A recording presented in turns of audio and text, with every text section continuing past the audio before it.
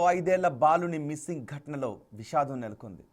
బాలుడు రాకేష్ను ట్రాక్టర్పై తీసుకువెళ్లే క్రమంలో ప్రమాదవశాత్తు టైరు కింద పడి మృతి చెందాడు. ఇప్పుడు మీరు బిగ్ టీవీ స్క్రీన్ పైన చూస్తున్న ఈ బాలుడు చనిపోయిన విషయం ఎవరూ గమనించకపోవడంతో మృతదేహాన్ని తీసుకుని వెళ్లి సమీపంలోని సింగరేణి OC3 డంప్ యార్డ్లో పూడ్చిపెట్టేశాడు ట్రాక్టర్ డ్రైవర్ గంపల శంకర్.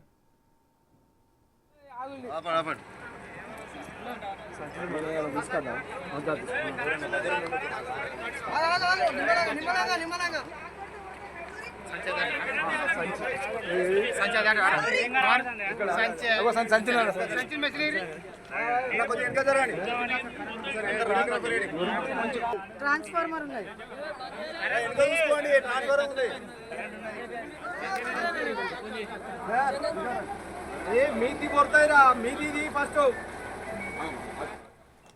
కుటుంబ సభ్యులకు అనుమానం రావడంతో శంకర్ను పోలీసులు విచారించారు. దీంతో అసలు విషయాన్ని చెప్పాడు శంకర్.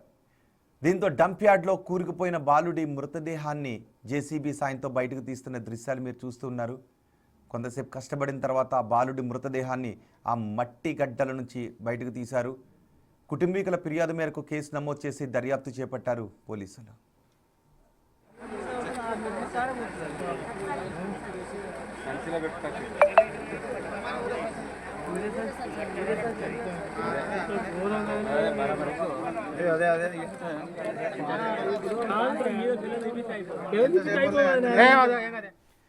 అత్యంత విషాదకరమైన ఘటన ఇప్పుడు మీరు చూస్తున్నారు.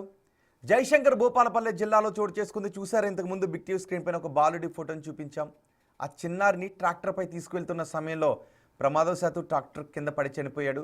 కానీ ఆ విషయాన్ని డ్రైవర్ దాచిపెట్టాడు.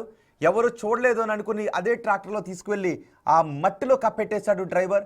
ఆ తర్వాత కుటుంబ సభ్యులు పోలీసులకు ఫిర్యాదు చేయడంతో ఎంక్వైరీ చేసిన పోలీసులకు ఇదంతా డ్రైవర్ శంకరే చేస్తాడని తెలిసిన తర్వాత ఆ మట్టి గడ్డల కిందే ఆ బాలుని మృతదేహాన్ని బయటకు తీసిన తర్వాత కుటుంబ సభ్యులు కన్నీరు మున్నీరుగా రోధిస్తున్నారు. పూర్తి సమాచారం అందించడానికి మా ప్రతినిధి వేణు మనకి అందుబాటులో ఉన్నారు. వేణు, ఇప్పుడు అసలు డ్రైవర్ ఎక్కడున్నాడు? ఎందుకింత దుర్మార్గానికి పాల్పడ్డాడు? అసలు ఈ ఘటన తర్వాత బాలుడి కుటుంబ సభ్యుల పరిస్థితి ఏంటి? పోలీసులు ఏం చెప్తున్నారు?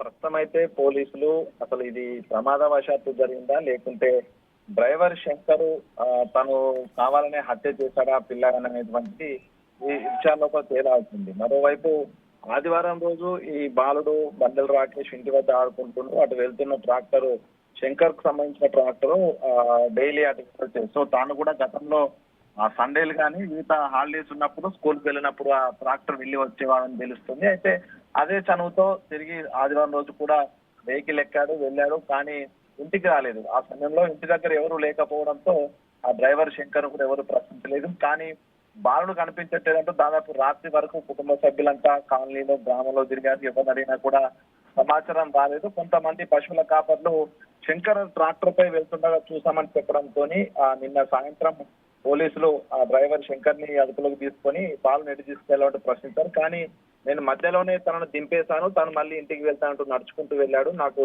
తర్వాత ఏం జరిగిందో తెలియదు అంటూ కూడా బుకాయించే ప్రయత్నం చేశాడు. దీంతో ఎందుకంటే వీళ్ళ ఫ్యామిలీకి శంకర్ సుపరిచితుడు, అదేవిధంగా తన ట్రాక్టర్ గతంలో కూడా రాకేష్ ఆ అబ్బాయి 5 ఏళ్ల పాలు ఎక్కుతూ వెళ్ళొచ్చేవాడు. సో దీంతో ఎవరు కూడా పూర్తిగా ఇట్లాంటి ఘాతుకం పాల్పడుతున్న ఎవరు అనుమానం అయితే వ్యక్తం చేయలేదు. దీంతో శంకర్ వదిలిపెట్టారు. కానీ ఆ బాలుని ఆచూకీ ఎంతకు లభించకపోవడము, ఆ గ్రామం శివారుకు వెళ్ళినటువంటి ప్రధాన రహదారి దగ్గర కూడా ఆ బాలుడు వెళ్ళినట్లుగా ఎటువంటి ఆచూకీలు సాక్ష్యాలు దొరకపోవడంతో తిరిగి మళ్ళీ ఇదే డ్రైవర్ గంపల శంకర్ ను మళ్ళీ పోలీసులు స్టేషన్ తీసుకొచ్చి తమదైన స్టైల్లో విచారించడంతో OC3కి సంబంధించినటువంటి డంప్ యార్డ్ వద్ద ఆ డెడ్ బాడీ నేను అక్కడ మట్టిలో వేశానంటూ కూడా చెప్పడంతో మధ్యాహ్నం పోలీసులు అక్కడికి వెళ్లారు. అయితే ఈ ఘటనకు సంబంధించి కూడా తాను సండే రోజున తనపై తీసుకెళ్తుంటే ప్రమాదవశాత్తు కింద పడ్డాడు, తాను ఏం చేయాలో తెలియక అందులో పడేశానని చెప్పాడు. కానీ నిజంగా ఎవరికి చెప్పకుండా బుకాయించడము, దాదాపు 2 రోజుల నుంచి పోలీసులు అడుగుతున్న సమాచారం ఇవ్వకపోవడంతో ఏదైనా కుట్రకోణం ఉందా లేకపోతే హత్య చేయాలని చేసిన దానిపైన కూడా పోలీసులు అయితే ప్రస్తుతం విచారిస్తున్నారు. రైట్ వేణు, మొత్తానికి బాలుడి మిస్టరీ వీడింది. కానీ శంకర్ కావాలని ఆ బాలుని హత్య చేశాడా, లేదు శంకర్ ట్రాక్టర్ని నిర్లక్ష్యంగా నడపడం కారణంగా ఈ బాలుడు ఆ ట్రాక్టర్ కింద పడ్డాడా, ప్రమాదవశాత్తు పడ్డాడా అనే విషయంపై ప్రస్తుతం పోలీసులు ఆరా తీస్తున్నారు.